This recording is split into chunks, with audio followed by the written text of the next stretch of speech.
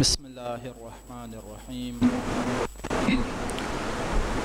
الحمد للہ رب العالمین ثم الصلاۃ والسلام علی خیر خلق اللہ النبیین وعلی آلہ الطیبین الطاہرین المعصومین ولعنۃ اللہ علی اعدائہم اجمعین اما بعد قال اللہ تبارک و تعالی فی محکم کتابہ المجید وقولہ الحق بسم اللہ الرحمن الرحیم لقد من اللہ علی المؤمنین اذ بعث فیہم رسولا من انفسہم یتلو علیہم آیاتہ ویزکیہم ویعلمہم الکتاب والحکمہ وإن كانوا من قبل لفی ضلال مبین بر محمد و آل محمد صلوات اللہم صل علی محمد آل محمد وعجل فرجهم۔ آج 17 ربیع الاول کی تاریخ ہے۔ اسلامک کیلنڈر کے اعتبار سے انتہائی اہم دن اور دو انتہائی پاکیزہ اور مبارک مناسبتیں آج کی تاریخ میں پائی جاتی ہیں۔ رسول خدا صلی اللہ علیہ وآلہ وسلم کی اللہم صل علی محمد ولادت باسعادت کا دن بھی آج کی تاریخ پر ہے، اور حضرت امام جعفر صادق علیہ السلام اللہم صل علی محمد کی ولادت باسعادت کی تاریخ بھی آج کی ہی تاریخ ہے۔ تو سب سے پہلے اس مبارک موقع پر آپ تمام مومنین کی خدمت میں ہدیہ تبریک پیش کرتا ہوں اور دعا گو ہوں کہ اللہ تعالی ہمیں توفیق عطا فرمائے کہ ہم رسول خدا اور امام صادق علیہ السلام کی سیرت کو پڑھیں اور پھر ان کے اوپر عمل کرنے کی ہمیں توفیق حاصل ہوں۔ آج جس موضوع کے اوپر مجھے گفتگو کرنی ہے وہ ہے رسول خدا صلی اللہ علیہ وآلہ وسلم نقطۂ اتحاد۔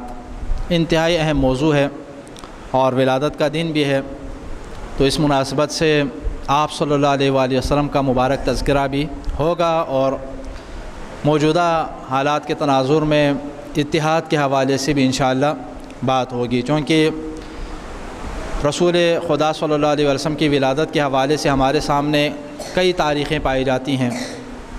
2 ربیع الاول کی تاریخ بھی ملتی ہے، 9 ربیع الاول کی تاریخ بھی ملتی ہے، 10 ربیع الاول کی تاریخ بھی ملتی ہے، 12 ربیع الاول کی تاریخ بھی ملتی ہے، اور اسی طرح 17 ربیع الاول کی تاریخ بھی روایات کے اندر موجود ہے۔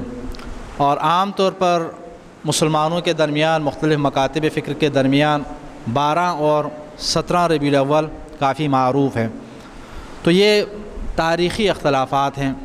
تاریخی اختلافات کی اتنی کوئی اہمیت نہیں ہوتی کہ جس کو بنیاد بنا کر ہم ان مسائل کے اندر الجھے رہیں اور آپ کا تذکرہ چھوڑ دیں۔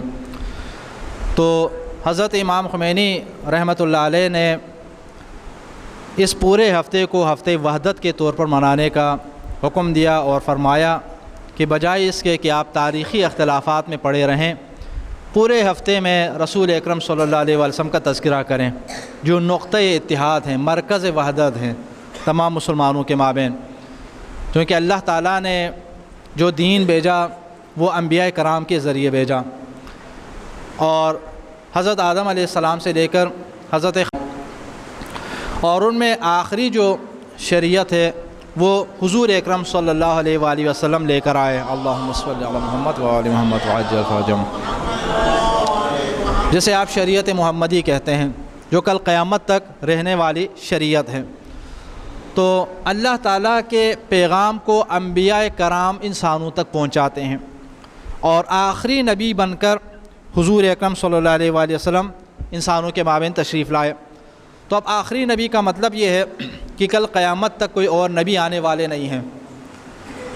اب آخری نبی جو تعلیمات لے کر آئیں گے وہ کل قیامت تک تمام انسانوں کے اوپر واجب عمل ہے، اور آخری نبی جو کتاب لے کر آئیں گے وہ کل قیامت تک کے تمام انسانوں کے لیے کتاب ہدایت ہے۔ آخری کا مطلب یہ ہے کہ اب آسمان سے کوئی اور کتاب بھی نازل ہونے والی نہیں ہے، کوئی اور نئی شریعت آنے والی نہیں ہے، کوئی اور نئے نبی یا رسول آنے والے نہیں ہیں۔ تو اللہ تعالیٰ نے بھی قرآن کریم کے اندر جا بجا رسول خدا صلی اللہ علیہ وسلم کے اوپر ایمان کی دعوت دی ہے۔ اللہم صلی علی محمد وآل محمد وعجل فرجہم۔ آمنوا باللہ ورسولہ، اللہ کے اوپر ایمان لاؤ اور اللہ کے رسول کے اوپر ایمان لاؤ۔ اسی طرح اطاعت کے مرحلے میں بھی اللہ تعالیٰ نے اپنی اطاعت کے ساتھ ساتھ نبی کریم کی اطاعت کا بھی حکم دیا ہے۔ اطیعوا اللہ واطیعوا الرسول، اللہ کی اطاعت کرو اور اللہ کے رسول کی اطاعت کرو۔ من یطیع الرسول فقد اطاع اللہ، جس نے رسول کی اطاعت کی اس نے گویا کہ اللہ کی اطاعت کی۔ رسول اکرم صلی اللہ علیہ وآلہ وسلم کی اطاعت اللہ کی اطاعت سے جڑی ہوئی ہے۔ رسول اکرم صلی اللہ علیہ وآلہ وسلم کے اوپر ایمان اللہ رب العزت کے اوپر ایمان سے وابستہ ہے۔ تو لہٰذا ایمان بالرسول وہ نقطہ ہے کہ ہر وہ شخص، ہر وہ انسان کہ جو دائرۂ اسلام میں ہے وہ اس نقطے کے اوپر کیا ہے؟ سب شریک ہیں، سب متحد ہیں۔ اللہ رب العزت کے بعد نبی کریم صلی اللہ علیہ وآلہ وسلم کی نبوت اور رسالت کے اوپر پوری دنیا کے اندر رہنے والے سارے انسان ان کے اوپر ایمان رکھتے ہیں، ان کی نبوت کو مانتے ہیں، ان کی رسالت کو مانتے ہیں۔ میں اپنی گفتگو آپ کے سامنے 2-3 حصوں میں پیش کروں گا۔ ایک تو رسول اکرم صلی اللہ علیہ وآلہ وسلم وہ ہستی ہیں کہ جن کے اوپر ایمان تمام مسلمان رکھتے ہیں، تو لہٰذا ہم یہ دیکھیں گے کہ آپ کی ذمہ داری، الہی ذمہ داری کیا تھی اور ان فرائض کی طرف قرآن کریم نے کیسے اشارہ فرمایا ہے، اس کے بارے میں مختصر اشارہ کروں گا۔ اور اس کے بعد پیغمبر اکرم صلی اللہ علیہ وآلہ وسلم نے خود اسلامی معاشرہ تشکیل دینے کے بعد امت کو جوڑنے کی خاطر، امت کے درمیان اتحاد و اتفاق قائم کرنے کی خاطر جو عملی اقدامات انجام دیے وہ کیا تھے، اس کی طرف اشارہ کروں گا 2۔ اور تیسرے مرحلے میں انشاءاللہ آپ صلی اللہ علیہ وآلہ وسلم کے کچھ فرامین، کچھ ارشادات اتحاد اور اتفاق کے حوالے سے اور اس کی اہمیت کے حوالے سے آپ کے سامنے پیش کروں گا۔ اور پھر اس کے ساتھ ساتھ آخر میں انشاءاللہ یہ نقطہ بھی کہ پیغمبر اکرم صلی اللہ علیہ وآلہ وسلم نے اپنے بعد پھر امت کو افتراق سے بچانے کے لیے کیا نسخہ پیش فرمایا ہے، تو یہ انشاءاللہ گفتگو ان چند مراحل میں آپ کے سامنے پیش کروں گا۔ میں نے شروع میں آپ کے سامنے سورہ آل عمران کی آیت کریمہ کی تلاوت کی ہے۔ لقد من اللہ علی المؤمنین اذ بعث فیہم رسولا من انفسہم یتلو علیہم آیاتہ ویزکیہم ویعلمہم الکتاب والحکمہ وَإِن كَانُوا مِن قَبْلُ لَفِي ضَلَالٍ مُبِينٍ۔ یہ اللہ کا احسان ہے مومنین کے اوپر، اللہ تعالیٰ کا احسان ہے مومنین کے اوپر۔ کیا احسان ہے؟ کہ اللہ نے انسانوں کے درمیان میں سے، انہی لوگوں کے درمیان میں سے ایک شخص کو مبعوث برسالت فرمایا، نبی بنا کر ان کے درمیان بھیجا۔ اس کو اللہ تعالیٰ نے احسان قرار دیا کہ انسانوں کے اوپر نبی کریم کی نبوت ایک احسان ہے۔ اچھا، یہ احسان کیوں ہے؟ اس آیت کے آخر سے آپ کو اندازہ ہو جائے گا۔ اور درمیان میں اللہ تعالیٰ نے اس نبی کے وظائف کو بیان فرمایا کہ نبی کیا فریضہ انجام دیتے ہیں۔ فرمایا کہ یتلو علیہم آیاتہ، نبی کریم صلی اللہ علیہ وآلہ وسلم کا انتہائی اہم کام یہ ہے کہ وہ لوگوں کے سامنے اللہ تعالیٰ کی آیات کی تلاوت فرماتے ہیں۔ جو آیات الہیہ ہیں وہ لوگوں کے سامنے سناتے ہیں۔ اب یہاں پر 2 طرح کی آیات ہو سکتی ہیں، ایک تو قرآن کریم لوگوں کے سامنے پیش کرنا، اور آیات کو اس کے وسیع مفہوم میں اگر آپ دیکھیں تو اللہ رب العزت کی نشانیوں سے لوگوں کو آگاہ کرنا نبی کا فریضہ یہ ہے، تاکہ لوگ اللہ تعالیٰ کی طرف آ جائے۔ تو نبی کریم یہ فریضہ انجام دیتے ہیں۔ وَيُزَكِّيهِمْ، دوسرے نمبر پر ان کا تزکیہ کرتے ہیں، ان کو پاک و پاکیزہ کرتے ہیں۔ کس چیز سے پاک کرتے ہیں؟ بت پرستی سے، نجاست سے، اخلاقی گراوٹ سے اور فکری گراوٹ سے۔ فکری طور پر جو لوگ پستیوں کا شکار ہیں، اعتقادی طور پر جو لوگ پستیوں کا شکار ہیں، ان سے تزکیہ کرتے ہیں۔ ان سے پاک و پاک. کیوں؟ چونکہ توحید کا مطلب یہ ہے کہ آپ ساری برائیوں کو چھوڑیں گے اور اللہ رب العزت کے سامنے سر جھکائیں گے. وہ نا اقبال نے کہا کہ یہ ایک سجدہ جسے تو گراں سمجھتا ہے 1000 سجدوں سے دیتا ہے آدمی کو نجات. کہ انسان اگر اس در سے رخ موڑ لے تو ہر ایک کے سامنے انسان کو جھکنا پڑتا ہے. کبھی کسی کے سامنے جھک رہا ہے, کبھی کسی اور کے سامنے جھک رہا ہے, کبھی تیسرے آدمی کے سامنے جھک. لیکن جو شخص اللہ کے سامنے جھک جائے پھر اسے کسی اور کے سامنے جھکنے کی ضرورت نہیں پڑتی. تو نبی کریم صلی اللہ علیہ وسلم لوگوں کو در در پر جھکانے سے نجات دلانے والے ہیں. وَيُزَكِّهِمْ وَيُعَلِّمُهُمُ الْكِتَابَ وَالْحِكْمَةَ, اور انہیں کتاب اور حکمت کی تعلیم دیتے ہیں. کتاب کی بھی تعلیم دیتے ہیں. قرآن مجید کے پیغام کو پہنچانے والے سب سے پہلے خود نبی کریم صلی اللہ علیہ وآلہ وسلم ہوئے نا. اللہ تعالیٰ نے فرمایا وَأَنزَلْنَا إِلَيْكَ الذِّكْرَ لِتُبَيِّنَ لِلنَّاسِ مَا نُزِّلَ إِلَيْهِمْ. اے حبیب, ہم نے اس ذکر کو آپ کے اوپر نازل کیا تاکہ آپ لوگوں کے لیے بیان کریں جو کچھ ان کی طرف نازل ہوا ہے. جو کچھ ان کے لیے نازل ہوا ہے اس کو آپ بیان فرمائیں. یعنی پیغمبر اکرم صلی اللہ علیہ وآلہ وسلم ہمارے سامنے قرآن کریم کے مفاہیم کو کھول کر بیان فرمائیں گے. آپ نے اپنے اقوال کے ذریعے سے بھی, اپنے کردار اور عمل کے ذریعے سے بھی کھول کر بیان فرمایا ہے. تو کتاب کی تعلیم دیتے ہیں نبی کریم صلی اللہ علیہ وآلہ وسلم, اور اسی طرح حکمت کی تعلیم دیتے ہیں. حکمت یعنی آگاہی, حکمت یعنی شعور کی طرف انہیں دعوت دینا, آگاہی کی انہیں دعوت دے دینا. تو انسانوں کو اللہ رب العزت کی طرف دعوت دے دینا, کتاب کی طرف دعوت دے دینا, اور اسی طرح ان برے افکار سے ان کو بچانا کہ جن میں لوگ گرفتار تھے. رسول کریم صلی اللہ علیہ وآلہ وسلم یہ فریضہ انجام دے رہے ہیں. وَإِن كَانُوا مِن قَبْلُ لَفِي ضَلَالٍ مُبِينٍ. اور اللہ نے یہ جو فرمایا نا کہ احسان ہے تمہارے اوپر, لوگوں کے اوپر احسان قرار دیا پیغمبر اکرم کی بعثت کو. تو یہاں پر ارشاد ہے کہ وَإِن كَانُوا مِن قَبْلُ لَفِي ضَلَالٍ مُبِينٍ. آپ کے تشریف لانے سے پہلے لوگ کھلی گمراہی میں مبتلا تھے, ضلالت میں مبتلا تھے. اس لیے اس زمانے کو آپ کیا کہتے ہیں؟ زمانہ جاہلیت کہتے ہیں. یعنی جاہلیت کے دور میں زندگی گزار رہے تھے. جاہلیت سے اگر نکالا تو آپ صلی اللہ علیہ وآلہ وسلم نے نکالا. پیغمبر اکرم صلی اللہ علیہ وآلہ وسلم نے لوگوں کو جہالت سے اور جاہلیت سے نجات عطا فرمائی. اس سے پہلے لوگ جاہلانہ زندگی گزار رہے تھے. قرآن کریم کی کئی آیات کریمہ میں اللہ تعالیٰ نے اس کی طرف اشارہ فرمایا ہے. یعنی ایسا نہیں کہ صرف اس زمانے کو جب ہم زمانے جاہلیت کہتے ہیں تو یہ کسی مورخ کے کہنے کی وجہ سے یا تاریخی روایات کی وجہ سے نہیں. قرآن کریم کے اندر بھی ایسا ہی ہے. جیسے ہے نا وہ سورہ احزاب کے اندر اللہ تعالیٰ نے ازواج کو خطاب کر کے ارشاد فرمایا وَلَا تَبَرَّجْنَ تَبَرُّجَ الْجَاهِلِيَّةِ الْأُولَى. اس طرح بناؤ سنگار کر کے باہر نہ پھرا کریں جس طرح زمانے جاہلیت کی خواتین بناؤ سنگار کر کے باہر نکلتی تھیں.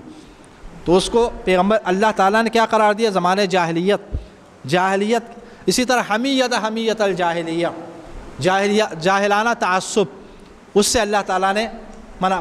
تو کئی آیات کریمہ کے اندر اس زمانے کو, اس زمانے کی عادتوں کو, اس زمانے کے تعصب کو, اس زمانے کے رسم و رواج کو اللہ تعالیٰ نے جاہلیت سے تعبیر فرمائے.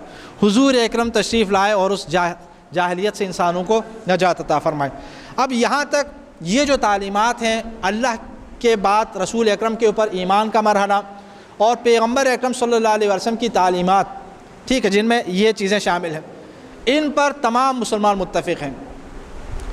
تمام مسلمانوں کا, چاہے وہ جس مسلک سے, جس مکتب فکر سے تعلق رکھتا ہو, تو اس کے حوالے سے کسی کو کوئی اختلاف نہیں ہے. اب اس سے ذرا ہم آگے بڑھیں اور دیکھیں کہ پیغمبر اکرم صلی اللہ علیہ وآلہ وسلم نے اپنی نبوی زندگی میں, اپنی حیات طیبہ میں اتحاد کے حوالے سے کیا عملی اقدامات انجام دیے. تو ہمیں کئی طرح کے اقدامات نظر آتے ہیں. یعنی پیغمبر اکرم صلی اللہ علیہ وآلہ وسلم یہ چاہتے تھے کہ لوگ اتحاد و اتفاق کے ساتھ زندگی گزاریں. اتحاد و اتفاق, بہت شکریہ, جزاک اللہ, محبت سے پہنایا تو بہر چلو اپنے سر کے اوپر رکھ لیتے ہیں. ایک مرتبہ پھر صلوات پڑھ لیجئے. محمد وعجل فرجهم. تو حضور اکرم صلی اللہ علیہ وآلہ وسلم نے مسلمانوں کے مابین بلکہ انسانوں کے مابین اتحاد و اتفاق کے حوالے سے کئی کاوشیں انجام دی. میں ان میں سے چند ایک آپ کے سامنے پیش کروں گا، وقت انتہائی کم ہے اس لیے اختصار کے ساتھ آپ کے سامنے چیزیں پیش کر رہا ہوں۔ دیکھیں، آپ جانتے ہیں کہ مکہ مکرمہ میں حضور اکرم صلی اللہ علیہ وسلم نے 40 سال کے بعد اعلان نبوت فرمایا، اور اس کے بعد لوگوں کی جانب سے، قریش کی جانب سے مخالفتوں کا سلسلہ شروع ہوا، دشمنیاں مولیں۔ حضور اکرم صلی اللہ علیہ وآلہ وسلم مکے میں جب تھے، مکہ مکرمہ میں جب تھے، تو آپ نے ان لوگوں کو اتحاد کے دائرے میں لانے کی خاطر کہ جو دائرے اسلام کے اندر آ چکے تھے، مسلمان ہو چکے ہیں، لیکن اسلامی دائرے میں آنے کے بعد ان کو دائرے اتحاد میں لانے کی خاطر ایک عملی اقدام آپ انجام دیتے ہیں۔ وہ کیا ہے؟ وہ یہ ہے کہ حضور اکرم صلی اللہ علیہ وآلہ وسلم ان ابتدائی طور پر مسلمان ہونے والے صحابہ کرام کے درمیان عقد اخوت ایجاد فرماتے ہیں، اخوت کا رشتہ قائم فرماتے ہیں۔ مدینہ کی بات ابھی نہیں ہو رہی، ابھی مکہ کے حوالے سے میں عرض کر رہا ہوں۔ مکہ مکرمہ میں پیغمبر اکرم صلی اللہ علیہ وآلہ وسلم مسلمانوں کے مابین اخوت کا رشتہ قائم فرماتے ہیں۔ اخوت کا مطلب کیا ہے؟ برادری۔ اخوت کا مطلب بھائی چارگی، یعنی خونی رشتہ اگر نہ بھی ہو تو اسلامی رشتے کے اندر ان لوگوں کو پرو رہے ہیں کہ تم اب دائرہ اسلام کے اندر آ گئے ہو تو ہو سکتا ہے کہ تمہارا قبیلہ کچھ اور ہو، تمہارا قبیلہ کچھ اور ہو، تم کسی اور قبیلے سے تعلق رکھتے ہو، لیکن اتحاد کا جو مرکز ہے، اتحاد کا جو نقطہ ہے، وہ اسلام ہے۔ جب اسلام کے دائرے میں آ گئے، اب تم سب مسلمان بھائی بھائی ہو۔ پیغمبر اکرم نے ان کی برادری کا اعلان فرمایا، ان کو ایک دوسرے کا بھائی قرار دے دیا۔ یہ ایک عملی طور پر حضور اکرم نے انہیں ایک دوسرے کا بھائی قرار دیا۔ پھر اس کے بعد یہاں سے آپ نے ہجرت فرمائی۔ یہاں پہ تو حالات سازگار نہیں تھے، مکے کے اندر دشمنیاں زیادہ تھی، دشمن زیادہ تھے، کھل کر تبلیغ کرنے کا موقع نہیں دیتے تھے، تو حضور اکرم صلی اللہ علیہ وسلم اللہ رب العزت کے اذن سے ہجرت فرما کے تشریف لے جاتے ہیں مدینہ منورہ۔ تو آپ جانتے ہیں کہ مدینہ کے لوگوں نے استقبال کیا، مدینہ کے لوگوں نے ساتھ دینے کا اعلان کیا۔ یہاں کے لوگوں نے مخالفت کی تھی، مکے والوں نے، مدینہ والوں نے کھل کر ساتھ دینے کا اعلان کیا۔ اگرچہ ابھی بھی بہت سارے لوگ ہیں کہ جو دائرہ اسلام سے باہر ہیں، لیکن زیادہ تر افراد ایسے ہیں کہ جو دائرہ اسلام میں آ چکے ہیں۔ تو یہ جو اکثر آپ سنتے ہیں نا، اسلامی ریاست یا ریاست مدینہ، آج کل بعض سیاسی لیڈرز بھی بار بار ریاست مدینہ کے نعرے لگاتے، تو ریاست مدینہ کے حوالے سے جو تاریخی طور پر آپ پڑھتے ہیں، اس کی بنیاد ہجرت کے بعد پڑی، یعنی ہجرت کے بعد، ہجرت کے پہلے سال حضور اکرم صلی اللہ علیہ وآلہ وسلم چند انتہائی اہم ترین کام انجام دیے۔ ان میں سے ایک یہ ہے کہ مسلمانوں کے لیے ایک ایسا مرکزی جگہ آپ نے معین فرمایا کہ جہاں پر لوگ مل بیٹھ سکیں، جہاں پر ایک ساتھ مل کر عبادت بجا لا سکیں، جہاں پر ملاقاتیں ہو سکیں، جہاں پر اپنے کاموں کو آگے بڑھا سکیں، اور وہ مسجد نبوی تھی۔ مسجد نبوی کی بنیاد حضور اکرم نے پہلے سال رکھی۔ دیگر اقدامات کے ساتھ ساتھ یہاں تشریف لانے کے بعد پہلے سال کے اقدامات میں حضور اکرم نے اتحاد اور وحدت قائم کرنے کی خاطر 3 اور کام انجام دیے۔ ایک تو خود مسجد نبوی کو بھی آپ ایک لحاظ سے عملی طور پر ایک مرکزی، ایک ایسی جگہ قرار دے سکتے ہیں کہ جہاں پر سارے اسلامی دائرے کے اندر آنے والے مسلمان ایک جگہ جمع ہو سکتے ہیں، اس کو ایک مرکزی جو ہے آپ جائیگاہ قرار دے سکتے ہیں۔ اس کے علاوہ حضور اکرم نے 3 انتہائی اہم کام انجام دیے۔ ایک تو حضور اکرم نے مدینہ تشریف لانے کے بعد مسلمانوں کے مابین دوبارہ عقد اخوت قائم فرمایا، برادری کا رشتہ قائم فرمایا۔ لیکن کون سے مسلمانوں کے درمیان؟ ان مسلمانوں کے درمیان کہ جو مکے سے ہجرت کر کے یہاں تشریف لائے تھے، ان میں، اور جو مدینہ کے اندر موجود نئے مسلمان تھے۔ مکے سے آنے والے مسلمان مہاجر صحابہ کرام، مدینہ کے اندر موجود مسلمان جن کو ان کی خدمات اور ان کی نصرت کی وجہ سے انصار کا لقب ملا۔ انصار ناصر کی جمع، یعنی نصرت کرنے والے، مدد کرنے والے۔ کن لوگوں کی مدد کی؟ ان صحابہ کرام کی مدد کی جو ہجرت کر کے یہاں تشریف لائے تھے۔ تو حضور اکرم صلی اللہ علیہ وسلم نے حضرت انس بن مالک کے گھر میں مہاجر صحابہ کرام اور انصار صحابہ کرام کو جمع فرمایا اور ان کے درمیان اخوت کا رشتہ قائم فرمایا۔ تقریباً 100 کے قریب صحابہ کرام تھے، تاریخ کے اندر نام بھی موجود ہیں کہ فلان کو فلان کا بھائی قرار دے دیا، فلان کو فلان کا بھائی قرار دے دیا، اور حضور اکرم نے اپنا بھائی امیر المومنین حضرت علی بن ابی طالب علیہ السلام کو قرار دیا۔ اللہم صلی علی محمد۔ تو اب یہ ایک عملی اقدام ہے، مسلمانوں کے درمیان اتحاد قائم کرنے کا ایک عملی مظاہرہ ہے کہ جب آپ دائرۂ اسلام میں آ گئے ہیں، اللہ اور اس کے رسول کے اوپر ایمان لا چکے ہیں، تو اب تم عام انسانوں کی طرح نہیں ہو، تم آپس میں بھائی بھائی ہو۔ اسلام وہ دین ہے کہ جو انسانوں کے مابین خونی رشتے سے ہٹ کر ایک ایمانی رشتہ جو ہے متعارف فرماتا ہے۔ یہ کسی اور تہذیب و تمدن کے اندر آپ کو نہیں ملے گا۔ یہ اسلام کی خصوصیات میں سے ہے کہ خونی رشتہ ہر قبیلے، ہر قوم قبیلے کے اندر ہوتا ہے، ایک ماں باپ کی اولاد جو ہے وہ آپس میں بھائی بھائی ہیں، لیکن اللہ تعالیٰ نے، اللہ کے نبی نے انسانوں کے مابین، مسلمانوں کے مابین خونی رشتے سے ہٹ کر اسلامی رشتے کی بنیاد پر برادری کا رشتہ قائم فرمایا کہ تمہارے درمیان کوئی رشتہ داری نہیں ہے خونی اعتبار سے، یہ لوگ مکے کے ہیں اور آپ کیا ہیں، مدینے والے، لیکن چونکہ وہ بھی مسلمان، آپ بھی مسلمان، تو دونوں مسلمان ہونے کی بنیاد پر ایک دوسرے کے بھائی بھائی ہیں۔ پیغمبر اکرم صلی اللہ علیہ وسلم کے فرامین کے اندر بھی ہمیں اس حوالے سے تاخو فی اللہ اخوین اخوین، تم اللہ رب العزت کی راہ میں ایک دوسرے کے بھائی بھائی بن جاؤ۔ پیغمبر اکرم صلی اللہ علیہ وسلم نے برادری کا رشتہ قائم فرمایا، تو یہ پہلا قدم۔ تو اب ایک تو سوال یہاں پر یہ ہے نا کہ جب اس زمانے میں فرقے تو تھے نہیں، مسالک تو تھے نہیں، تو یہاں پر اتحاد کی دعوت دینے کا کیا مطلب ہے؟ یہاں پر دوبارہ برادری کا رشتہ قائم کرنے کا مطلب کیا ہے؟ تو دیکھیں، فرقے نہیں تھے، مسالک نہیں تھے، لیکن مختلف قبائل سے تو تعلق رکھتے تھے، مختلف علاقوں سے تو تعلق رکھتے تھے، یعنی انسانوں کے مابین کبھی کبھی انسان اگر اپنے بلند اہداف کو پیش نظر نہ رکھیں تو بعض معمولی چھوٹی چھوٹی چیزیں انسان کے افتراق کا سبب بن جاتی ہیں۔ ان میں سے ایک کیا ہے؟ لسان ہے، زبان ہے۔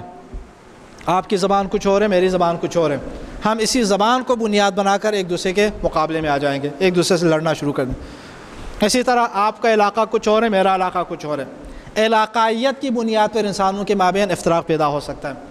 آپ کسی اور قبیلے خاندان سے تعلق رکھتے ہیں، میں کسی اور قبیلے خاندان، قبائلی رقابت کی بنیاد پر ایک دوسرے کے سامنے، تو اس وقت اگرچہ یہ مسالک نہیں تھے، اگرچہ فرقے نہیں تھے، لیکن قوم اور قبائل تو تھے، علاقائیت تو تھی۔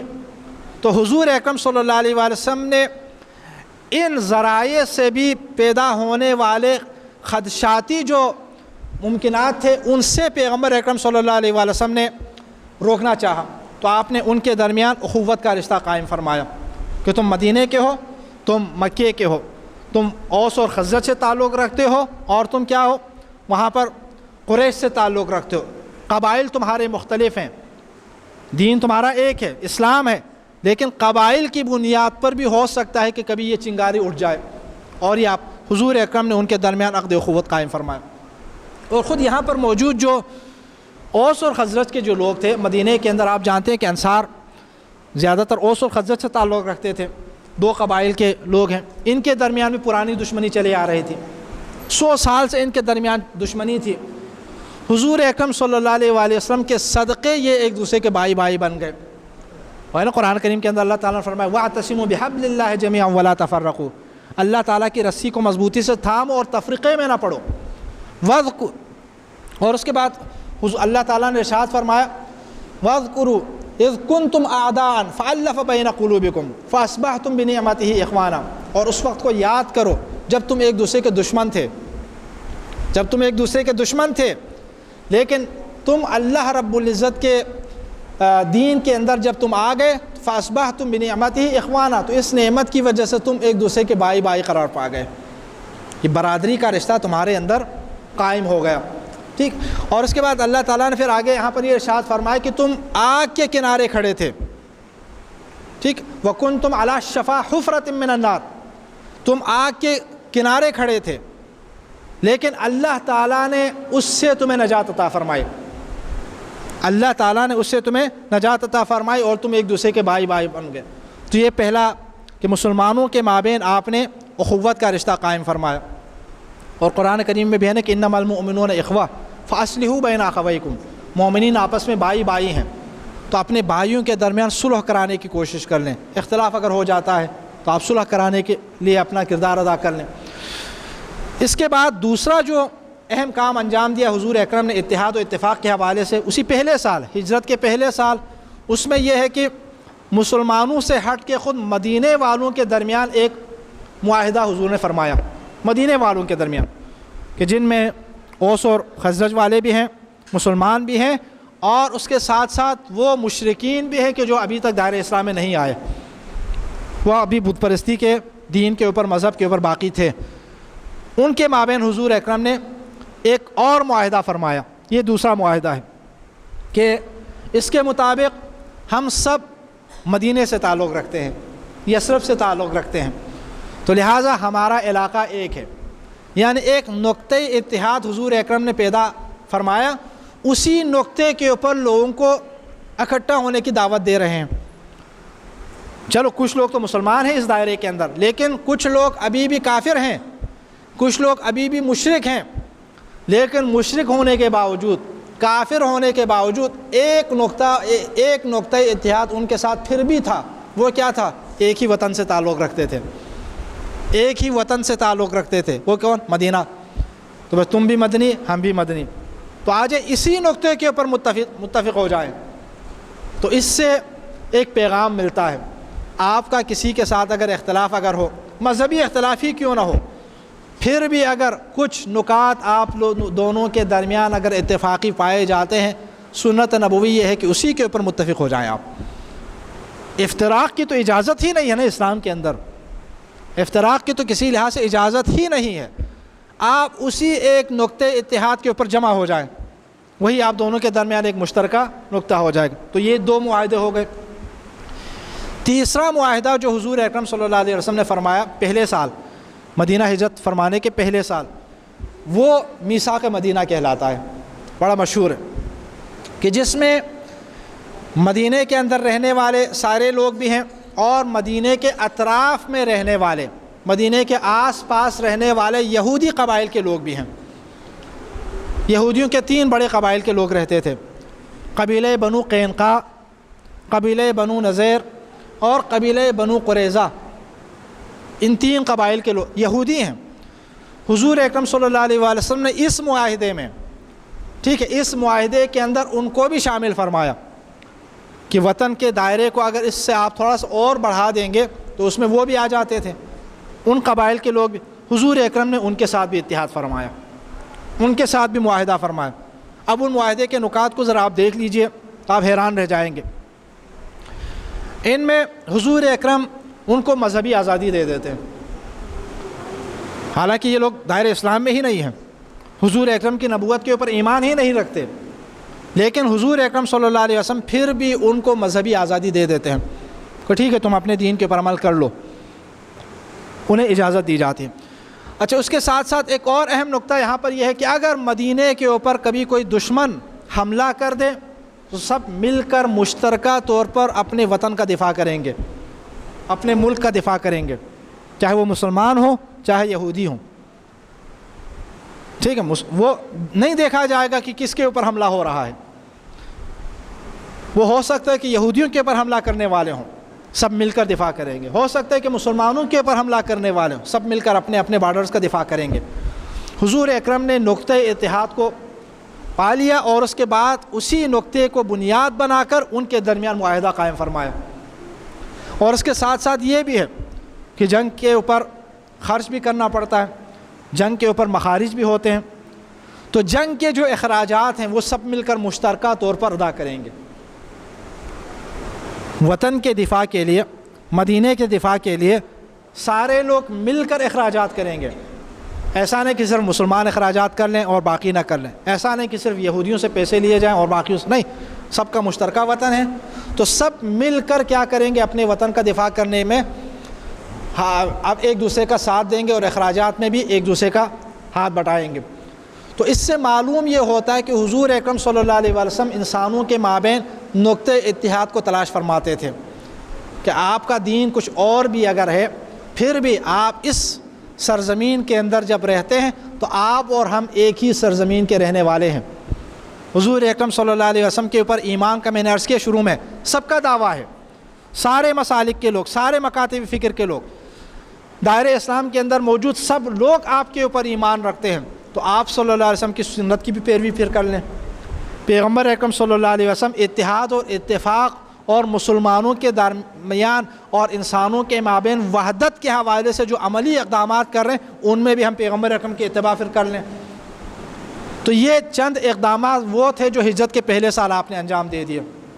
اس سے ذرا آگے بڑھیں، ہو سکتا ہے کہ کسی کے ذہن میں یہ آ جائے کہ یہ تو ابتدائی سال کے، ہجرت کے بعد ابتدائی سال کے واقعات میں ہے، اور ابتدائی سال میں حضور اکرم صلی اللہ علیہ وآلہ وسلم ابھی آپ کی پوزیشن اتنی مضبوط نہیں تھی، تو اس وقت ہو سکتا ہے کہ آپ یہ اتحاد اور اتفاق کا عملی اقدام انجام دے رہے ہوں، لیکن کیا بعد میں بھی ایسا کیا؟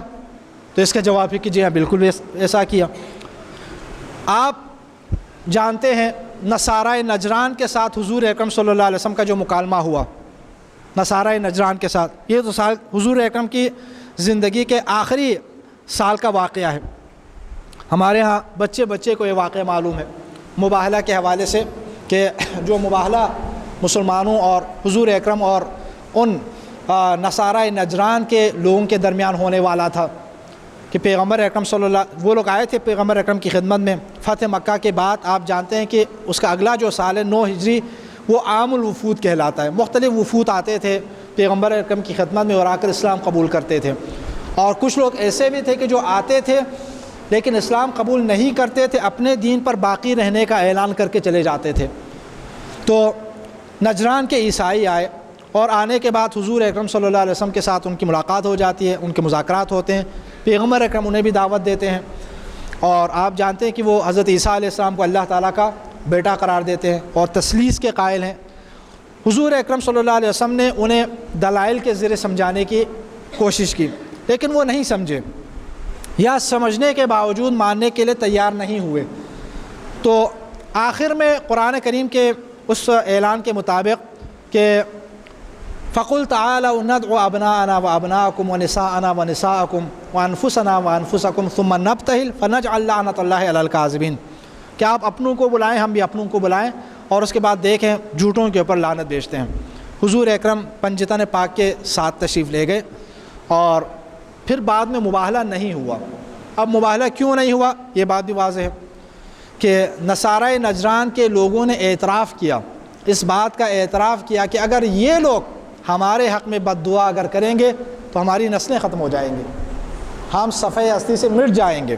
تو اس کا مطلب ہے کہ ان کی صداقت کی گواہی دی، لیکن اس کے باوجود ایمان نہیں لائے، اور وہ اپنے دین کے اوپر باقی رہنے کے اوپر مصر رہے، یعنی حق کو سمجھنے کے باوجود اپنے دین کے اوپر باقی رہنے کے اوپر وہ لوگ مصر رہے۔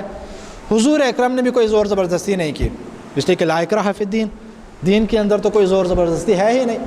پیغمبر اکرم نے انہیں زبردستی دائرہ اسلام میں شامل کرنے کی کوشش نہیں فرمائی۔ اب اس کے بعد آپ یہ نقطہ دیکھ لیجئے، حضور اکرم صلی اللہ علیہ وسلم نے ان کے ساتھ معاہدہ فرمایا، کس کے ساتھ؟ نصارہ نجران کے ساتھ۔ بھئی نصران کے یہ لوگ تو ابھی عیسائی ہیں، مباہلہ کے میدان میں اور دلائل کے میدان میں ان کو شکست ہوئی ہے، اس کے باوجود دائرہ اسلام میں نہیں آئے۔ لیکن پھر اور اسلام اس وقت جب ان کے ساتھ یہ بات چیت چل رہی ہے، تو میں نے عرض کیا جیسا کہ حضور اکرم کی زندگی کے آخری سالوں میں ہے، تو اس وقت اسلام پورے سرزمین عرب کے اندر پھیل چکا ہے، تو اب مسلمانوں کی پوزیشن انتہائی مضبوط ہے، کسی سے کوئی خوف خطرہ نہیں ہے۔ یہاں تک کہ وہ قریش، وہ لوگ کہ جو ہر سال کوئی نہ کوئی جنگ مسلط کرتے تھے مسلمانوں کے خلاف، نبی کریم کے خلاف، وہ بھی مسلمان ہو چکے ہیں بظاہر، وہ بھی دائرہ اسلام کے اندر آ چکے ہیں، انہوں نے بھی اپنے اسلام کا اعلان کیا ہوا ہے، تو لہٰذا کوئی خطرہ نہیں ہے، کسی طرف سے کوئی خطرہ نہیں ہے۔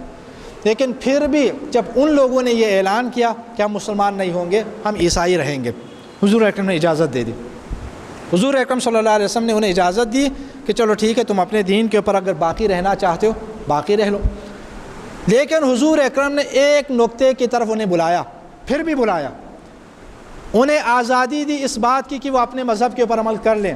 وہ معاہدے کو آپ پڑھ لیں نا، نصارہ نجران کے ساتھ جو ہوا ہے، اس میں حضور اکرم نے انہیں مذہبی آزادی بھی دی ہے۔ مذہبی آزادی کا مطلب یہ ہے کہ وہ اپنے دین کے تعلیمات کے مطابق جو بھی ہے، ہماری نگاہ میں تو باطل، لیکن پھر بھی جب تک وہ اس مذہب میں ہے وہ اپنے دین کی تعلیمات کے مطابق عمل کر سکتے ہیں۔ حضور اکرم کے اس معاہدے کے اندر یہ بھی ہے کہ ان کے کسی چرچ کو گرایا نہیں جائے گا، ان کے کسی راہب کو اس کے عہدے سے برطرف نہیں کیا جائے گا، یہ سب اس معاہدے کے اندر شامل ہے، ٹھیک ہے۔ اور لیکن ایک نقطے کی طرف آپ نے پھر بھی دعوت دی، وہ کیا ہے کہ قل یا اہل الکتاب تعالوا الی کلمۃ سواء بیننا و بینکم، کہ حبیب آپ ان لوگوں کو، اہل کتاب کو دعوت دے دیں، یا اہل الکتاب تعالوا الی کلمۃ سواء بیننا و بینکم، کہ آ جائیں دونوں ایک نقطے کے اوپر، ایک کلمے کے اوپر مل بیٹھ کر کام کو آگے بڑھاتے ہیں، اس کے اوپر اتفاق کر لیتے ہیں جو ہمارے اور تمہارے درمیان مشترکہ ہے، بیننا و بینکم سواء بیننا و بینکم، جو ہم جس کے اوپر ہم بھی ایمان رکھتے ہیں اور تم بھی ایمان رکھتے ہو، وہ کیا ہے؟ اللہ نعبد الا اللہ، اللہ نعبد الا اللہ، کہ اللہ تعالیٰ کے ساتھ کسی کو شریک قرار نہیں، اللہ تعالیٰ کے ساتھ کسی کو عبادت میں شریک قرار نہیں دیں گے، اس کے سوا کسی کی عبادت نہیں کریں گے۔ بھائی وہ تو کافر ہیں، وہ تو دائرہ اسلام سے باہر ہے، وہ تو عیسائی ہیں، لیکن حضور اکرم ان عیسائیوں کو اتحاد کی دعوت دے رہے ہیں۔ کس نقطے کے اوپر؟ اس نقطے کے اوپر جس پر یہ دونوں متفق ہیں، وہ نبوت نہیں ہو سکتی، اس لیے کہ نبوت کو تو وہ مانتے ہی نہیں ہیں۔ پیغمبر اکرم کی نبوت کو اگر یہ لوگ مان لیتے تو پھر تو اختلاف ہی ختم ہو جاتا، تو نبوت کو نہیں مان رہے لیکن اللہ کو مانتے ہیں، تو اسی توحید کے اوپر انہیں دعوت دے رہے ہیں۔ تعالوا الی کلمۃ سواء بیننا و بینکم اللہ نعبد الا اللہ، اللہ تعالیٰ کے علاوہ کسی کی عبادت نہیں کریں گے۔ اور پھر اس کے بعد جو ہے حضور اکرم اللہ تعالیٰ یہاں پر ارشاد فرماتے ہیں کہ کسی ایک مرتبہ صلوات پڑھ لیجئے، اللہم صل علی محمد ولا نشرک بہ شیئا، اور اس کے ساتھ کسی چیز کو شریک قرار نہیں دیں گے۔ بس شرک تو آپ بھی مخالف ہیں، ہم بھی مخالف ہیں، اللہ تعالیٰ کی عبادت کے آپ بھی قائل ہیں، ہم بھی قائل ہیں، آج اسی نقطے کے اوپر متفق ہو جاتے ہیں۔ یہی ایک نقطہ اتحاد ہے ہمارے آپ کے درمیان، اسی کے اوپر آ جائے۔ اور پھر ولا یتخذ بعضنا بعضا اربابا من دون اللہ، اللہ کو چھوڑ کر ہم ایک دوسرے کو، ہم میں سے بعض کو جو ہے اللہ کو چھوڑ کر رب نہیں بنائیں گے، رب قرار نہیں دیں گے۔ رب کون ہے؟ اللہ رب العزت کی ذات ہے، تو اللہ تعالیٰ کو چھوڑ کر ہم ایک دوسرے کو یا اپنے میں سے بعض لوگوں کو جو ہے رب قرار نہیں دیں، اس کے اوپر آ جائیں، متفق ہو جائیں۔ تو اس کا مطلب کیا ہے؟ حضور اکرم صلی اللہ علیہ وآلہ وسلم ایک نقطے کے اوپر انہیں بھی دعوت دے رہے ہیں۔ تو پیغمبر اکرم نے عملی طور پر یہ اقدامات انجام دیے کہ ابتدائے ہجرت میں آپ جو ہے مسلمانوں کے مابین عقد و اخوت قائم فرماتے ہیں مدینے والوں کے درمیان، اور اس کے بعد جو ہے یہودیوں کو بھی شامل کر کے، اور آخر میں یہاں پر اب اس کے بعد ذرا آگے بڑھیں۔ حضور اکرم کے اتحاد و اتفاق کے حوالے سے جو فرمودات ہیں، آپ صلی اللہ علیہ وسلم کی جو احادیث ہیں، دیکھیں حضور اکرم نے اتحاد کے حوالے سے، اتفاق کے حوالے سے کافی زیادہ زور دیا ہے۔ پیغمبر اکرم صلی اللہ علیہ وسلم نے ارشاد فرمایا کہ المسلم اخو المسلم، مسلمان مسلمان کا بھائی ہے، مسلمان یہ قرآن کریم کی آیت میں بھی انما المؤمنون اخوہ یہ الفاظ آئے کہ مومنین آپس میں کیا ہیں؟ بھائی ہیں، ان کے درمیان جو رشتہ ہے وہ برادری کا ہے۔ حضور اکرم نے بھی فرمایا المسلم اخو المسلم۔ اسی طرح حضور اکرم صلی اللہ علیہ وسلم کا یہ بھی فرمان ہے المسلم من، مسلمان وہ ہے کہ جس کے ہاتھ اور اس کی زبان سے دوسرے مسلمان محفوظ رہیں۔ اس کا مطلب یہ ہے کہ اگر محفوظ نہ ہو تو مسلمان نہیں ہے۔ اسی طرح آپ صلی اللہ علیہ وسلم کا یہ بھی ارشاد ہے کہ تم میں سے کوئی شخص اس وقت تک مومن نہیں ہو سکتا جب تک اپنے مسلمان بھائی کے لیے اسی چیز کو پسند نہ کرو جو تم اپنے لیے پسند کرتے ہو۔ اس کا مطلب ہے کہ اگر ہم اس کے خلاف دوسرے مسلمانوں کے لیے کسی چیز کو پسند کر لیں تو دائرہ اسلام میں، دائرہ ایمان میں ہم نہیں رہیں گے۔ حضور اکرم صلی اللہ علیہ وسلم نے یہ بھی ارشاد فرمایا کہ مسلمان ایک جسم کی مانند ہے کہ اگر جسم کے کسی ایک حصے میں اگر درد ہو جائے تو پورا جسم بے چین ہو جاتا ہے، پورے جسم میں بخار کی کیفیت پیدا ہو جاتی ہے، ٹھیک ہے، اور پورے جسم کو سکون نہیں ملتا۔ مسلمان آپس میں پیار و محبت اور ہمدلی میں ایک جسم کی مانند ہیں کہ اگر کہیں کسی مسلمان کو تکلیف میں دیکھیں تو اس کی تکلیف کو یہ بھی محسوس کر لیں۔ تو اس کا مطلب یہ ہے کہ اگر ہم اس طرح ایک دوسرے کے دکھ درد اور ایک دوسرے کی تکالیف کو محسوس نہ کریں تو اس کا مطلب ہے کہ ہم حقیقی دائرۂ ایمان میں نہیں ہیں۔ زبانی طور پر تو ہم اعلان کرتے ہیں لیکن حقیقی طور پر ہم دائرۂ ایمان کے اندر نہیں ہیں۔ حضور اکرم صلی اللہ علیہ وسلم نے یہ بھی ارشاد فرمایا کہ راستے میں موجود رکاوٹیں، راستے میں پڑے ہوئے کانٹے، ان کو ہٹا لینا یہ صدقہ ہے۔ اس کا مطلب یہ ہے کہ اگر آپ کسی کے لیے رکاوٹ ایجاد کر لیتے ہیں تو اس کا مطلب ہے کہ تعلیمات نبوی سے، سنت نبویہ سے ہم دور چلے۔ حضور اکرم یہ چاہتے ہیں کہ سارے مسلمان ایک جیسے رہیں، ٹھیک ہے، مسلمان آپس میں اتحاد و اتفاق کے ساتھ زندگی گزاریں۔ تو یہ چند فرمودات حضور اکرم کے۔ اب اس کے بعد آخر میں آپ کے سامنے ایک نقطہ اور پیش کر لوں، وہ یہ ہے کہ حضور اکرم کے بعد ہم زندگی گزار رہے ہیں تو کیا ایسا ہے کہ حضور اکرم صلی اللہ علیہ وسلم نے اپنے بعد امت کو افتراق سے بچانے کی خاطر کوئی نسخہ دیا، کوئی فارمولہ دیا، کوئی ہدایت کا کوئی نقطہ بیان فرمایا؟ تو آپ دیکھ لیجئے حضور اکرم صلی اللہ علیہ وسلم نے اپنے بعد تمام مسلمانوں کے لیے گمراہی سے بچنے کا، ضلالت سے بچنے کا ایک نسخہ بیان فرمایا ہے، اور وہ ایک انتہائی معروف حدیث ہے کہ انی تارک فیکم الثقلین کتاب اللہ و عترتی اہل بیتی۔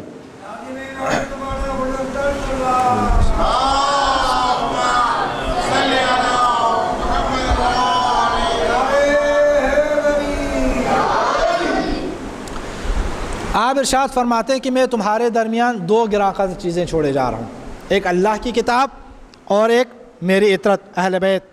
ما ان تمسکتم بہما لن تضلوا بعدی ابدا، جب تک تم ان دونوں کے ساتھ تمسک اختیار کیے ہوئے رہو گے ہرگز گمراہ نہیں ہوگے۔ حتیٰ یرد علی الحوض، یہاں تک کہ میرے پاس حوض کوثر پر پہنچ جاؤ۔ تو پیغمبر اکرم صلی اللہ علیہ وآلہ وسلم نے اپنے بعد گمراہی سے بچنے کے لیے دو چیزیں چھوڑی ہیں، ایک کتاب الہی ہے، قرآن مجید ہے، اور اہل بیت اطہار علیہم السلام ہے۔ تو اگر بعد از رسول مسلمان اگر یہ چاہتے ہیں کہ ضلالت سے بچیں، گمراہی سے بچیں، تفرقے سے بچیں، انتشار سے بچیں، اور پیغمبر اکرم صلی اللہ علیہ وآلہ وسلم جو دین لے کر آئے ہیں، جو ہدایت لے کر آئے ہیں، اس ہدایت اور دین کے اوپر باقی رہیں، تو ان کے پاس سوائے اس کے کوئی چارہ نہیں ہے کہ وہ قرآن اور اہل بیت کا دامن تھام لیں، کہ اگر قرآن اور اہل بیت کا دامن ہم تھامیں گے تو کل قیامت تک کے لیے پیغمبر اکرم نے گارنٹی دی ہے کہ وہ حوض کوثر پر میرے پاس پہنچ جائیں گے۔ اللہم صلی علی محمد و آل محمد وعجل فرجہم۔ تو بعد از رسول گمراہی سے بچنے کا یہ ذریعہ ہے۔ اور آخر میں ایک بات آپ کی خدمت میں یہ بھی عرض کر لوں کہ اتحاد کا مطلب یہ ہرگز نہیں ہے کہ ہم اپنے اپنے دین کو چھوڑ دیں، اتحاد کا مطلب یہ ہرگز نہیں ہے کہ اپنے اپنے افکار اور نظریات کو چھوڑ دیں۔ اتحاد کا مطلب جیسے کہ میں نے عملی حضور اکرم کے عملی اقدامات کے حوالے سے آپ کے سامنے بیان کر لیا، اس سے یہی نتیجہ نکلتا ہے۔ اتحاد کا مطلب یہ ہے کہ مشترکہ نکات کے اوپر اکٹھے ہو جائیں، مشترکہ نکات کے اوپر اکٹھے ہو جائیں۔ آپ بحیثیت مسلمان اللہ کے اوپر ایمان رکھتے ہیں، بحیثیت مسلمان اللہ کے نبی کے اوپر ایمان رکھتے ہیں، اہل بیت کی عظمت اور جلالت کے آپ قائل ہیں، قیامت کے اوپر آپ ایمان رکھتے ہیں، نماز، روزہ، حج، زکوٰۃ اور امر بالمعروف نہی عن المنکر، ان ساری چیزوں کے اوپر آپ یقین رکھتے ہیں اور ان کو آپ بجا لاتے ہیں۔ اتحاد کا مطلب یہ ہے کہ ان مشترکات کے اوپر مسلمان اکٹھے ہو جائیں۔ جہاں تک اختلافات کی بات ہے، جہاں تک فکری اختلاف کی بات ہے، وہ تو پائے جاتے ہیں، ان اختلافات کو ہوا دینے کی انسان کوشش نہ کریں۔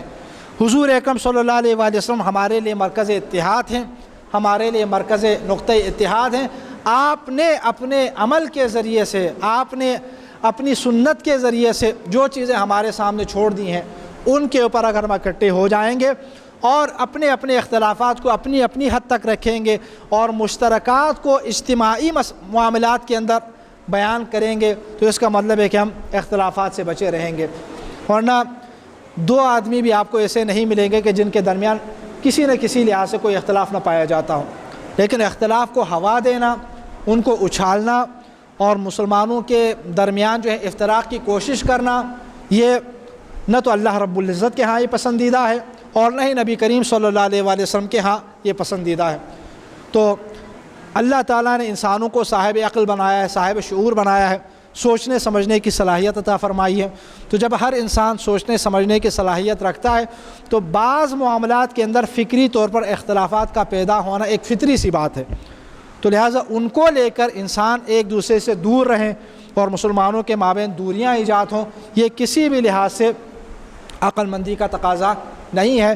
اور اللہ تعالیٰ، اللہ کے نبی کے اوپر سب کا ایمان ہے، تو ان کے اوپر انسان متفق ہو جائیں، انہی کی تعلیمات کو لینے کی کوشش کر لیں، اور اگر ہم یہی کرتے ہیں تو دنیا اور آخرت دونوں میں انشاءاللہ کامیاب اور کامران ہوں گے۔ دعا ہے کہ پروردگار بحق محمد و آل محمد ہمیں قرآن مجید کی تعلیمات کے اوپر عمل کرنے کی توفیق عطا فرما۔ پروردگار ہمیں رسول اکرم صلی اللہ علیہ وسلم کی سیرت کو سمجھنے اور اس کے اوپر عمل کرنے کی توفیق عطا فرما۔ پروردگار مسلمانوں کے مابین، تمام اہل ایمان کے مابین اتحاد و اتفاق قائم فرما اور ان کو انتشار سے محفوظ فرما۔ امام زمانہ کے ظہور میں تعجیل فرما، ہمیں ان کے اعوان و انصار میں سے قرار دے۔ بر محمد و آل محمد صلوات۔